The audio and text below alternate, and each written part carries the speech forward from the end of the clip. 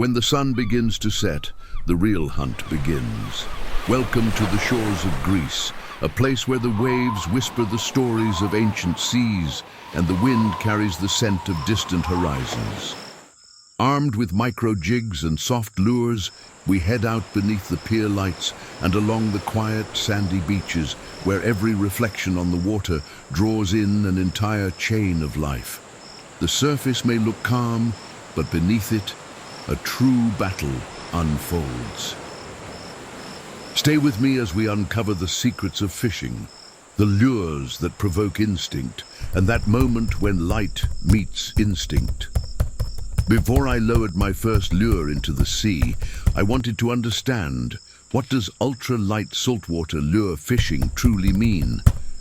It's not just about choosing a small hook or a tiny soft bait. It's a way of thinking, almost a philosophy. For days, I soaked up every bit of knowledge I could find, watching dozens of YouTube videos, reading forums, following conversations between local anglers and seasoned fishermen from abroad. Everywhere it was the same story. Small, soft lures, micro jig lures, tiny jig heads and light gear. But behind those simple phrases hid an entirely new dimension of fishing, a world of precision, sensitivity, and that quiet battle between a fisherman and the sea. Ultralight lure fishing isn't just about using small lures. It's a completely different approach. Light, subtle, yet incredibly precise. It's not a battle of strength, but a balance of touch and feeling. This is fishing where every movement matters, every vibration tells a story, and every lure, no matter how small, comes to life the moment it touches the sea. On land, it all sounds simple, but only when you're standing on the shore, feeling the wind and the salt in the air. You realize how important the precision of every gram and every movement truly is. That's why I decided to test something new. The gear I ordered from Temu, a few different sets of micro jig heads, soft plastics and hooks.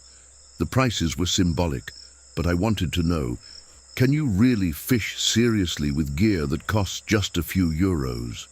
Just when I thought I might have gone a bit overboard, the doorbell rang, the package had arrived. The postman at the door, a smile, a signature, and a box in my hands. That moment when you don't know if you're about to unpack disappointment or a surprise. I carry it into the workshop, open it up, start unwrapping. The smell of new materials, the rustle of plastic bags, the metallic shine of hooks under the desk lamp. Now it's time to see just how far ultra-light lure fishing can go. And here they are, tiny. 3 centimeters, 1.18 inches, about 1.8 grams, with a tail reacting to the slightest touch. A perfect ultralight saltwater lure for fish that follow or tap. Best with 1 to 3G, jig heads 0.030, Don 10 Oz, 1G in calm water, 2 to 3G around rocks.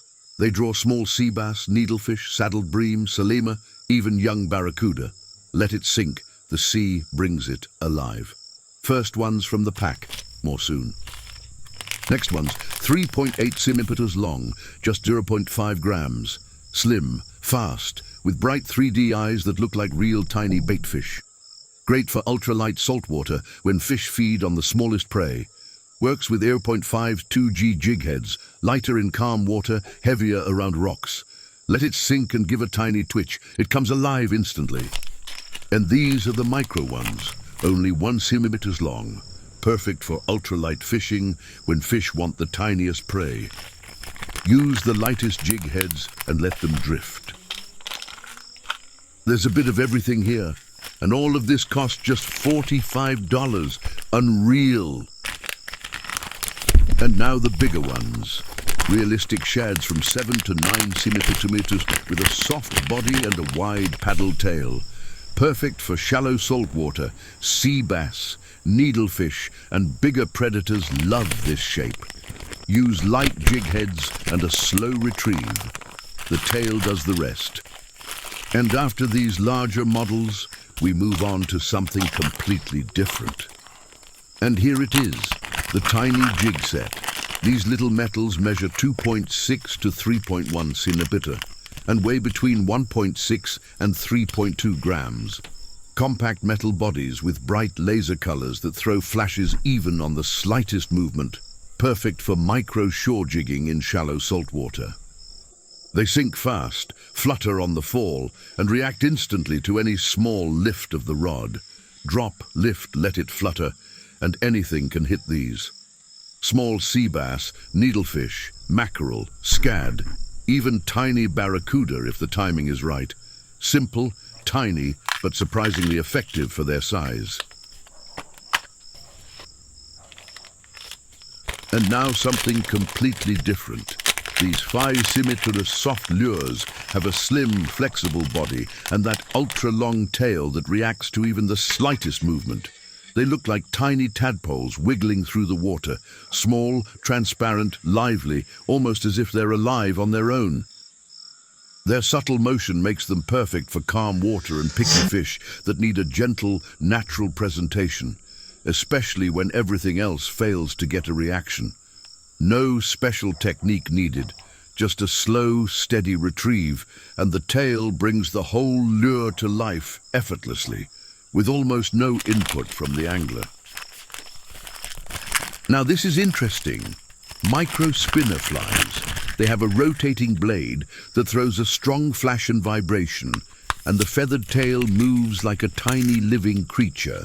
In the water, they work incredibly well.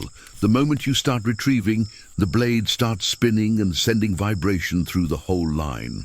Those micro vibrations are a magnet in clear streams and rivers, especially where fish react to anything small and fast. I'm not sure if anything in the sea would hit these, but for trout and chub, they're a tiny little explosion, especially in clear water when fish are cautious and only react to small, fast, natural-looking baits. The lures I've opened so far are honestly really good for the price. And now we've reached the main thing I really liked in the pictures. So let's see if these jig heads are actually as good as they looked online. First impression, really nicely made. The colors are bright and clean, and what I like the most is that they even have detailed eyes, which always adds extra appeal in the water. Some heads are glow in the dark, some have double eye patterns, and they all look neatly cast with no extra metal or messy edges. The hooks feel surprisingly strong for this price, and the whole box is organized well, with a solid mix of sizes and shapes. For this price, honestly, much better than I expected. Way more variety than I thought I'd get. I also grabbed a few handy extras.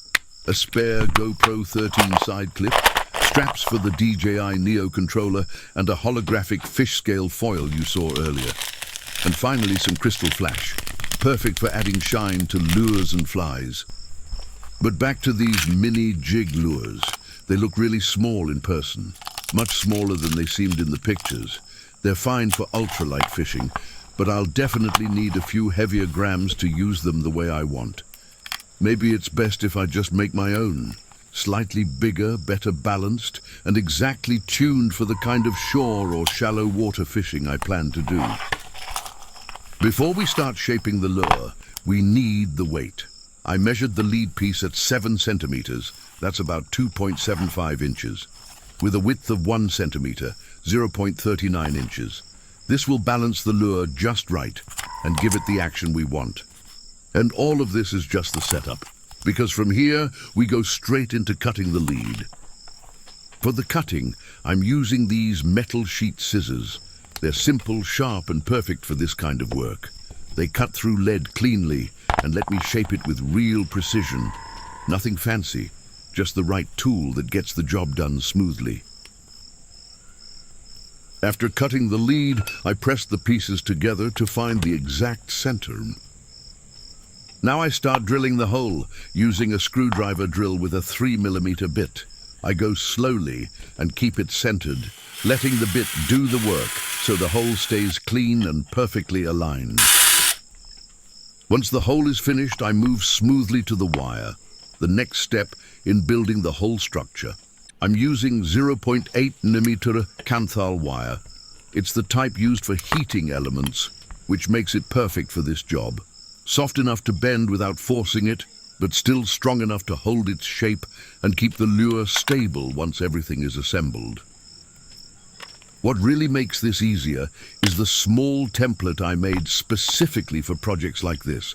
And on top of that, I've got my modified pliers, the ones I drilled earlier and turned into a little tool for making perfect wire loops. When you combine those two things, the template and the customized pliers, bending the wire becomes much simpler, more even, and far more precise. To add extra strength to the wire, I start wrapping it with thread. This keeps the wire from bending or opening under pressure when a fish pulls hard. A few tight, even wraps are enough to lock everything in place and make the whole connection much more secure. For bigger lures, I always recommend reinforcing this part with an additional wire wrap. That way you can be sure a stronger fish won't open the wire under pressure. And once the thread is in place, I finish it with a drop of super glue, just to lock everything down and make the whole connection rock solid. Then I take one end of the wire and thread it through the hole I drilled earlier. That hole keeps everything centered, so the wire sits exactly where it needs to be. I add a small drop of super glue to lock it in place, not too much, just enough to soak into the thread and seal the joint. Once the glue is on, I press the two sides of the lead together firmly, and to make sure the glue bonds everywhere it should, I also use my pliers to squeeze the whole piece tight. That pressure helps the glue spread evenly and settle deep into every small gap, creating a strong, solid connection that won't move even under heavy pressure from a fish. With the pliers, I trim off the excess and shape the lead step by step. Small cuts, little adjustments, just enough to get the clean form I need without removing too much material. Now I switch to the scalpel and slowly begin cleaning up the lead. I take my time, making short, controlled passes to remove any leftover material from the cutting. I gently scrape along the edges, shaving off small pieces that stick out and softening all the transitions. The goal here is to get a clean, even shape without any sharp points that could affect the lure later. So I round the corners, level the sides, and make sure everything feels smooth under the fingers. A few careful strokes, then a quick check, and then another small adjustment, step by step until the entire piece looks balanced and ready for the next stage. I'm sanding the body to remove any small imperfections and make the shape look as natural as possible. Once everything is smooth and even, the lure finally starts to take on its real silhouette. Now we move on to filling. A thin, smooth layer that covers even the smallest holes and surface imperfections. This step gives the lure a clean and even base before the next stages. I gently press the filler into all the tiny gaps, making sure it levels out nicely and blends with the shape. Once the filler dries, I move on to fine sanding, just enough to remove the excess and get a perfectly smooth silhouette, evening out every tiny edge so the lure feels clean, balanced, and visually consistent. At this stage, the body finally starts to look complete, with a uniform surface that feels solid and natural, fully prepared for the next step. And once I'm happy with the surface, I move on to coating it with a thin layer of super glue. For a lead lure, this step helps smooth out the micro scratches, fill tiny imperfections, and give the body a cleaner, more solid appearance. Even though lead is already hard, the glue forms a thin outer shell that makes the surface more uniform and much easier to foil, paint, or finish later. As it dries, the glue binds the fine dust left from sanding and levels out those barely visible bumps that remain after shaping. This creates a consistent, sealed surface with no tiny gaps, which is crucial if you want the foil to sit flat without wrinkles or trapped air. While I'm applying this piece of abalone shell foil, it's worth mentioning how premium this material actually is. Sheets like these usually cost around $20 to $40, and the reason is clear the moment you look at them.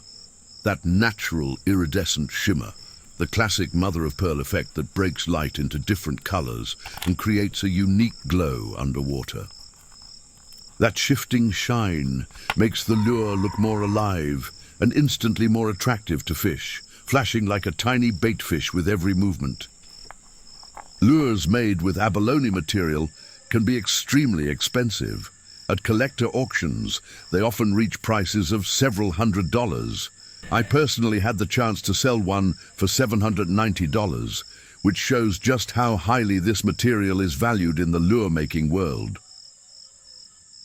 And now that I've finished sketching the lure's shape and head, I'm moving on to the next step. Layering the aluminum adhesive tape, I'm applying 3 layers on top of each other to build up a bit more thickness. After layering the tape, I place it underneath the paper template and trace the head shape directly onto the tape, making sure every line matches the original outline. This gives me a clean, accurate cutout that will fit the lure perfectly once I apply it. Now I'm moving on to cutting that piece, and for work this small, you really do need a precise, sharp hobby knife. A clean, accurate edge makes a huge difference when dealing with tiny details like this, because even the slightest slip can change the entire shape. That's why I always use a fresh blade. You need full control over every cut when working in such a small format. These paper hobby knives make the job so much easier, especially this yellow one I'm using here. It's lightweight, extremely sharp and incredibly precise, letting you guide the blade exactly where you want it without tearing the foil or drifting off the line. I'm shading the area around the head with a light pass of black airbrush. This soft shadow will give the front section a much cleaner contrast later, making the head stand out naturally and visually stronger. Many of you keep asking which airbrush I use and how it performs. So while I'm gluing and painting the head and the back of the lure, this is the perfect time to tell you. I'm using the Harder & Steenbeck Infinity 2-in-1, and honestly, it has been outstanding. What I like the most is the level of control. The trigger is incredibly smooth, letting me pull exactly the amount of paint I want, whether I'm adding a soft shadow around the head or blending gentle tones along the back. It comes with 2 needle sizes, 0.15 and 0.4mm, and I switch between them depending on the job. The fine needle for tiny details, the bigger one for broader coverage. The spray pattern is clean and consistent, and getting the exact effect I need is quick and effortless. Before this one, I used the H&S Ultra, also from Harder & Steenbeck, a cheaper model, but I had excellent experiences with it. That's actually the main reason I chose the Infinity. The Ultra never failed me, so upgrading to a higher-end model felt like a natural step. Stable, reliable, easy to use. It gave me full confidence to go for the Infinity. Another big advantage is maintenance. Everything disassembles easily, so cleaning it doesn't slow down my workflow at all. It's not the cheapest tool out there, but for lure making, fine shading, and precise detail work, it has genuinely become one of my favorite tools in the workshop. And just like with the airbrushing, I stay consistent with the final step. For the top coat, I use a 1-component urethane varnish. It gives a strong, clear finish, dries evenly, and protects the lure from scratches, teeth, and salt water. And it fully dries in about 24 hours. And once everything is finished and fully dried, I honestly can't wait to take these to the sea. I'm really looking forward to casting them for the first time and seeing how these little jig lures move in real salt water. After all this work, that first test on the coast is always the best moment. But the plan was for the first cast to be at the sea, and honestly, I just couldn't wait. I picked up the lures, watched how they shimmered under the light, and I already knew I wouldn't let them sit until the trip. So I went down to the river just to see how they move, at least a little before the sea. And once I dropped it into the water, The jig action showed instantly. It enters clean and sinks fast, then starts that natural fluttering fall, a subtle left-right wobble every metal jig makes on the drop. With just a small twitch of the rod tip, the lure darts to the side in a sharp, lively burst, then goes right back into that broken, unpredictable sinking motion. And in salt water, that effect becomes even stronger. Every time the jig changes direction, it gives off a quick flash, just like a tiny, injured baitfish trying to flee. On a slow retrieve, it runs calm and stable, and when I let it fall, it sends out just enough vibration for even the most passive fish to notice.